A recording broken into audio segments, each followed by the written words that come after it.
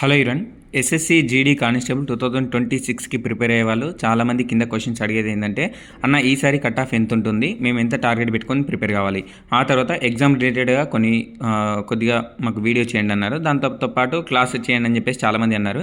First మనము cut off గురించి మీరు అడుగుతున్నారు, దానికి క్లియరెన్స్ ఇచ్చేస్తాను వీడియోలో.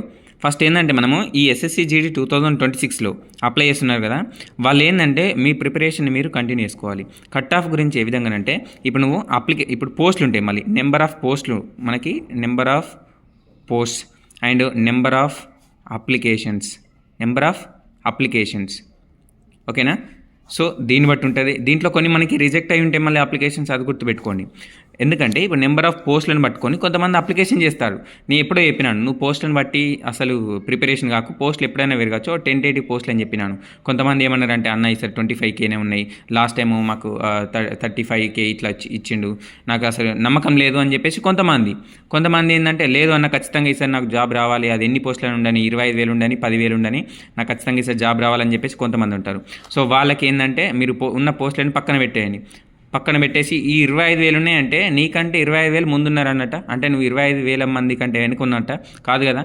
సో అంటే మళ్ళీ అనొచ్చు మళ్ళీ ఇందులో మనకి స్టేట్ వైజ్ ఉంటాయి కంటే, స్టేట్ వైజ్ ఉన్నా కానీ మనకంటూ ఒక పోస్ట్ అయితే ఖచ్చితంగా ఉంటుంది. ఒక పోస్ట్ చాలా ఉంటాయి, నీకు కావాల్సింది ఒకటే పోస్ట్, ఇవన్నీ పోస్టులతో సంబంధం లేదు.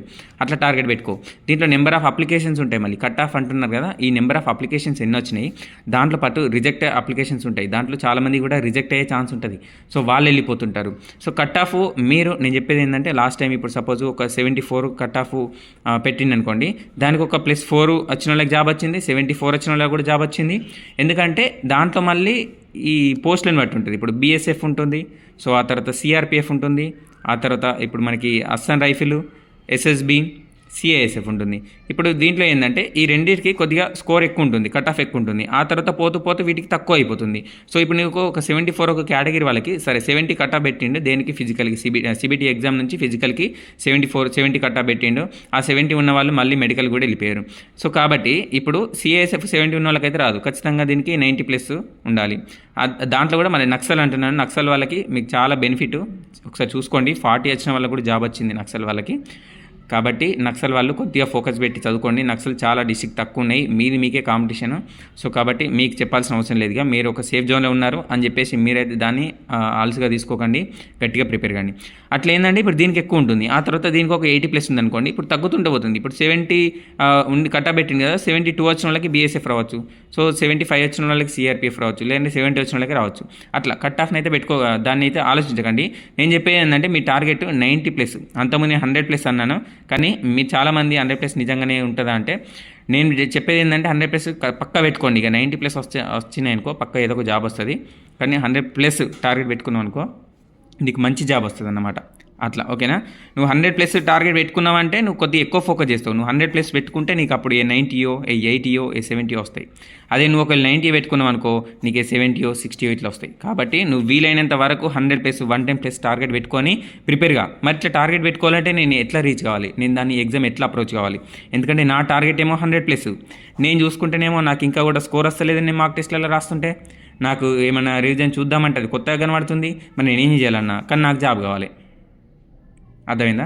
చాలామందికి ఉన్నది అదే, నేను ఖచ్చితంగా 2026లో జాబ్ కొట్టాలన్నా, కానీ నా సిచ్యువేషన్ ఇట్లుంది, నేను ఏం చేయాలంటారు. సో మీకు చెప్పేది ఏంటంటే, నువ్వు చదువుకున్నదే, నువ్వు ఎంత చదువుకున్నా మంచిదే, దాన్ని అయితే పక్కా రివిజన్ చేసుకుంటావా. చేసుకున్న తర్వాత నీకు మార్క్ టెస్ట్లు రాయడం ఇంట్రెస్ట్ ఉండదు. నాకు కూడా అసలు మార్క్ టెస్ట్ రాయాలంటే అసలు ఇంట్రెస్టే ఉండదు. ఎందుకంటే అది ఒకసారి రాస్తాము, కానీ ఒక్కసారి నువ్వు మార్క్ టెస్ట్లు రాయడానికి అలవాటు పడ్డావు అనుకో, మార్క్ టెస్ట్లకి చాలా ఇంట్రెస్ట్గా నీకు ఉంటుంది. ఎందుకంటే నువ్వు ఒక టెస్ట్ రాసినావు అనుకో, నీకు ఏదో ఫైనల్ ఎగ్జామ్ రాసిన ఫీలింగ్ వచ్చేస్తుంది. దాంట్లో నీకు తక్కువ స్కోర్ వచ్చినాయి అనుకో, నువ్వు అసలు వరి అవసరం లేదు, ఇంకో టెస్ట్ రాస్తే నేను, ఎందుకంటే దీంట్లో ఎక్కువ వస్తాయి నాకు, ఎందుకంటే దీంట్లో కొన్ని మిస్టేక్ చేసినా కావాలని తెలిసినవి కూడా. అంటే ఫస్ట్ దీన్ని అనాలిసిస్ చేస్తాను. అనాలిసిస్ చేసిన తర్వాత నీకేమనిపిస్తుంది, నీకు కావాలని చేసిన ఈ మిస్టేక్స్, నేను ఇప్పుడు నెక్స్ట్ టెస్ట్లో నేను ఖచ్చితంగా ఈ మిస్టేక్ చేయాలి, నాకు నెక్స్ట్ రాయబోయే టెస్ట్లో ఇంకెక్కువ స్కోర్ వస్తాయి అంటావు. సో అప్పుడే రాస్తావు నువ్వు, అది రిజల్ట్ అనాలిసిస్ చూసుకుంటావు, మళ్ళీ ఒక 10 నిమిషాలు అర్ధగంట బ్రేక్ ఇస్తావు, మళ్ళీ ఇంకో టెస్ట్ రాయాలనిపిస్తుంది నీకు. అలా నీకు తెలియకుండా నీకే కాంపిటీషన్ పెరిగిపోతుంటుంది. ఇది నాకు ఎప్పుడు ఎదురైందంటే, నేను 2024లో CPO రాద్దామని చెప్పేసి నేను ప్రిపేర్ అయినాను, కానీ నేను ఎగ్జాము ఇవ్వలేదు, CPOకి అయితే ప్రిపేర్ అయినాను. అప్పుడు ఏంటంటే ఒక టెస్ట్ రాసేవాడిని, రాసి దాన్ని మంచిగా అనాలిసిస్ చేసుకునేవాడిని, ఒక్కొక్కసారి ఏంటంటే ఈ టెస్ట్ రాసి అనాలిసిస్ చేసుకోకపోయేది, దాని స్కోర్ చూసేటోని ఇన్ని నెగిటివ్లు అయిపోయినాయి, ఇన్ని అయిపోయినాయి అని చెప్పేసి ఒకసారి అనాలిసిస్ చూసేపోయే ముందు ఎక్కడెక్కడ మిస్టేక్ అయిపోయిందని ఒకసారి నేను చూసేవాడిని.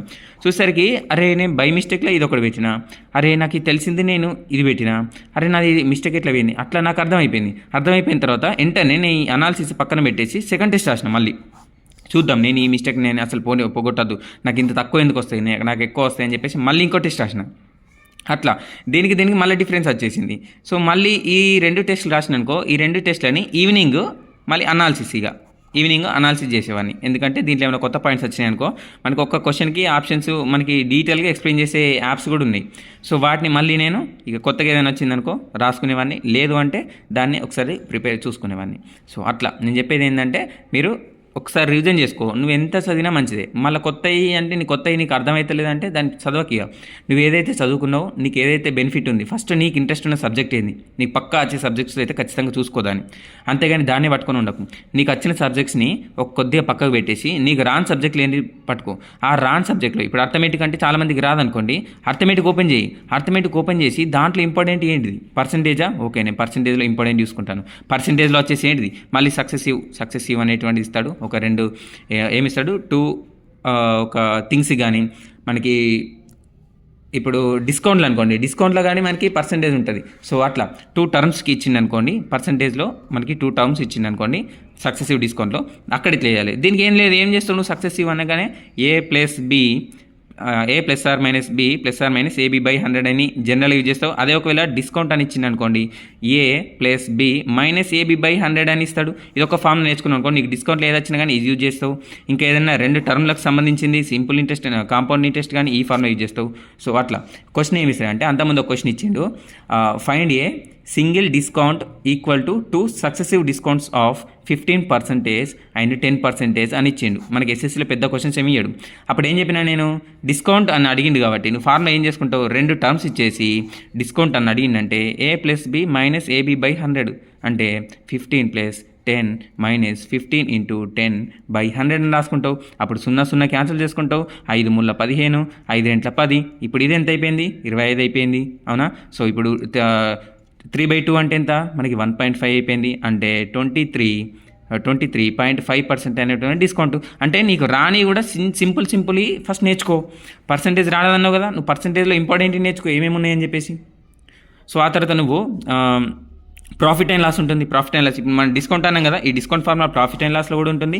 అంతేకాకుండా ఒక వస్తువు పైన ఈ డిస్కౌంట్ ఇచ్చిండు, అతని యొక్క మార్కెట్ ప్రైస్ అంటే సింపుల్ ఫార్ములా తోటి నేర్చుకునేవి చాలా ఉంటాయి. ఆ బేసిక్ ఫార్ములాను గుర్తుపెట్టుకొని నువ్వు ప్రిపేర్ అయిన అనుకో, నీకు అర్థమెటిక్లో కొన్ని కవర్ అయిపోతాయి. అసలే వదిలిపెట్టకంటే ఏమంటారు కదా, గుడ్డోని కంటే మెల్లోడు నయం అన్నట్టు, అసలే గుడ్డి ఉండే కంటే మెల్లకన్నా నయమే.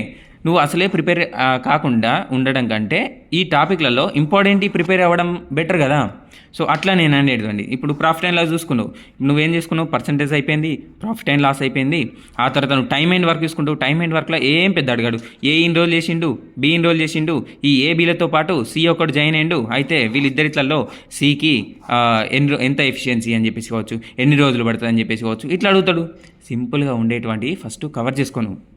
ఆ బేసిక్ నుంచే నీకు ఇంకేదైనా క్వశ్చన్ ట్రై చేయడానికి కానీ ముందుకెళ్ళిపోతావు. నువ్వు రాసేది ఎస్ఎస్సి జీడీ ఎగ్జామ్, అవునా? సీజీఎల్ రాసినావు అనుకో, నీకు ఈ ఏబిసిడీలకు ఇట్లిస్తాడా, ఇయ్యాడు. దాన్ని కొద్దిగా డెప్త్ లెవెల్ పెంచుతాడు. అంటే మన ఎగ్జామ్ పోయిన కొద్దీ లెవెల్ పెంచుతాడు అనమాట. సో కాబట్టి నేను చెప్పేది ఏంటంటే, నీకు వచ్చిన సబ్జెక్ట్ని ఫస్ట్ పట్టుకొని రాని సబ్జెక్ట్ ఏదైతే ఉందో దాంట్లో ఇంపార్టెంట్ ఏదో పట్టుకో. అది కూడా నువ్వు జీకే కావచ్చు. నేను ఈ జీకే గురించి అందుకే నేను చెప్తున్నాను. ఎవరంటే ఈ ఎస్ఎస్సిలో జీకే అసలు స్కోర్ చేయలేమంటారు. అందుకే నేను చెప్పేది ఏంటంటే, ఫస్ట్ మెయిన్ మన గన్ షాట్ క్వశ్చన్ వచ్చేటి అయితే తెలుసు కదా. సో మనకు తెలుసు ఏంది, టెంపుల్స్ అండ్ స్టేట్స్, ఇదొకటి ఖచ్చితంగా అడగని ఛాన్స్ ఉంటుంది. దాంతోపాటు మనకి ఇదేంటి కల్చరు, ఆ తర్వాత ఫెస్టివల్ గురించి అడగండి, స్పోర్ట్స్, ఈ పాలిటీలో ఆర్టికల్స్. అంటే నీకు మెయిన్ టాపిక్స్ తెలుసు, నీ దగ్గర సబ్జెక్ట్ ఉంది, నీ దగ్గర బుక్స్ ఉంది, నీకు ఏ టాపిక్స్ నుంచి క్వశ్చన్ వస్తున్నాయో కూడా తెలుసు. మరి నువ్వు ఎందుకు ప్రిపేర్ అవ్వట్లేదు? నీకు ఇక్కడ స్కోర్ రావకపోవడానికి, నీకు జాబ్ రాకపోవడానికి కారణం అదే. నీకు తెలిసిన టాపిక్స్ నువ్వు ప్రిపేర్గా ఫస్ట్, నీకు రాని సబ్జెక్ట్ని పక్కన పెట్టు, నువ్వు ఫస్ట్ ఏదైతే ఇంపార్టెంటో దాని మీద ఫోకస్ చేయి ఖచ్చితంగా. నేను జీకేలో ఈ కవర్ చేసినా నేను ఒక సేఫ్ జోన్లో ఉన్నట్టు, నేను అర్థమెటిక్లో ఇవి కవర్ చేసినా నేను ఒక సేఫ్ జోన్లో ఉన్నట్టు. నీకు అప్పుడు నీ మైండ్ ఒక పాజిటివ్ వైబ్రేషన్ తోటి ఉంటుంది. ఏ క్వశ్చన్ వచ్చినా నాకు చేయొచ్చు, ఎందుకంటే నేనైతే ఒక సేఫ్ జోన్లో ఉన్నా, నాకు వచ్చినైతే ప్రిపేర్ అయినా. నేను నాకు వచ్చినవి పెట్టిన తర్వాత రాని క్వశ్చన్లలో నేను ఏదో ఒక ట్రిక్ యూజ్ చేస్తాను. అది నేను ఎలిమినేషనా లేదంటే నేను 50-50 నేను ఏదో ఒకటి యూజ్ చేసి నేను పెట్టేసుకుంటా. కానీ నేను ఒక సేఫ్ జోన్లో ఉండడానికి ఫస్ట్ ఇంపార్టెంట్ అయితే కవర్ చేసుకుంటా అని చెప్పేసి మనం అనుకుంటాం. అట్లా ప్రిపేర్ కావాలి. నేను చెప్పేది ఏంటంటే అదే, ఎవరికైతే అన్న నాకు స్కోర్ వస్తలేదు కానీ నాకు ఈసారి ఖచ్చితంగా జాబ్ రావాలన్నా, నాది ఇన్నిసార్లు నేను 3 అటెంప్ట్స్ ఇచ్చినా నాకు జాబ్ రాలేదు, ఇప్పుడైనా జాబ్ రావాలని ఎవరైతే అనుకుంటున్నారో వాళ్ళకైతే నేను చెప్తున్నాను, ఒత్తిపట్టి మరీ చెప్తున్నాను, ఫస్ట్ ఇలా ప్రిపేర్ కండి. మీకు ఇంపార్టెంట్ ఖచ్చితంగా ఏది అని అనిపిస్తుందో, నీకు ఖచ్చితంగా అసలు ఇంపార్టెంట్ టాపిక్స్ అని ఉంటాయి కదా. కొంతమంది అంటారు కాంపిటేటివ్లు ఇంపార్టెంట్ ఉండే అని అంటారు. కాంపిటేటివ్లు ఎందుకు ఇంపార్టెంట్ ఉంటాయి కదా. సో ఇంపార్టెంట్ ఫస్ట్ ఏంటి అవి అంటే, ఇంపార్టెంట్ అంటే క్వశ్చన్ కాదు, మళ్ళీ టాపిక్ అంటున్నాను నేను. ఈ టాపిక్ నుంచి రావడానికి ఛాన్స్ ఎక్కువ ఉంటుంది అని చెప్పేసి. ఇప్పుడు జాగ్రఫీ ఉంది, జాగ్రఫీ నుంచి నీకు ఏ క్వశ్చన్ వస్తుందో మనకు తెలుసు. సో దాంట్లో తర్వాత ఈ హిస్టరీ కావచ్చు, పాలిటీ కావచ్చు, వీటిలలో కావచ్చు, ఏదైతే ఇంపార్టెంట్ ఫస్ట్ ఉన్నాయో వాటి గురించి చదువుకున్న తర్వాత మిగతా దానికి వెళ్ళాలి. ఇప్పుడు చూడండి, పాలిటీ తీసుకున్నాం అనుకో, అందరు ఆర్టికల్ ఫండమెంటల్ రైట్స్ చదువుకుంటారు ఫస్ట్, ఆ తర్వాత డిపిఎస్పి చదువుకుంటారు. ఎందుకు మరి ఫండమెంటల్ డ్యూటీస్ యొక్క ఆర్టికల్స్ చదువుకోరు? ఎవరైతే యూపీఎస్సీకి ప్రిపేర్ అవుతున్నారో, గ్రూప్స్కి ప్రిపేర్ అవుతున్నారో వాళ్ళు మాత్రమే ఫండమెంటల్ డ్యూటీస్లో ఆర్టికల్స్ మళ్ళీ ఇండెప్త్గా నేర్చుకుంటారు. కానీ మన ఫస్ట్ అయితే ఫండమెంటల్ రైట్స్ డిపిఎస్పి నేర్చుకున్న తర్వాత మళ్ళీ ఆ తర్వాత కాన్స్టిట్యూషనల్ బాడీస్ ఏవైతే ఉన్నాయో దానిపైన ఎక్కువ ఫోకస్ చేస్తారు, అంతే కదా. సో అట్లా, ఎందుకంటే ఫస్ట్ ఇంపార్టెంట్ కొద్దిగా చదువుకొని పక్కన పెట్టుకున్నాం అనుకో, మనకు సేఫ్ జోన్లోకి వెళ్ళిపోతాం అన్నమాట. అట్లా అని చెప్పేది. సో ఇదైతే ఈ విధంగా ప్రిపేర్ కాండి, అందుకే మీకు మంచి స్కోర్ వస్తుంది. కట్ ఆఫ్ గురించి ఆలోచించకండి. కట్ ఆఫ్ ఇప్పుడు సపోజ్ నేను 90 అని చెప్పిన అనుకోండి, మీరు ఆ 90 టార్గెట్ పెట్టుకుంటారు. నేను ఒక 100+ అని పెట్టిన అనుకోండి, 100+ టార్గెట్ పెట్టుకొని మీరు చదివేదానికంటే ఇంకొద్దిగా ఎక్కువ ఎఫిషియన్సీ పెట్టి మీరు మంచిగా ప్రిపేర్ అవ్వడానికి ఛాన్స్ ఉంటుంది. మీరు 100 టార్గెట్ పెట్టుకున్నారంటే, నువ్వు స్టేట్ టాపర్ రావాలని టార్గెట్ పెట్టుకుంటే కనీసం డిస్టికో లేదా మండలో లేదా స్కూలో లేదంటే మీ ఫ్రెండ్స్లలో నువ్వు టాపర్ వస్తావు గట్లని అనేది.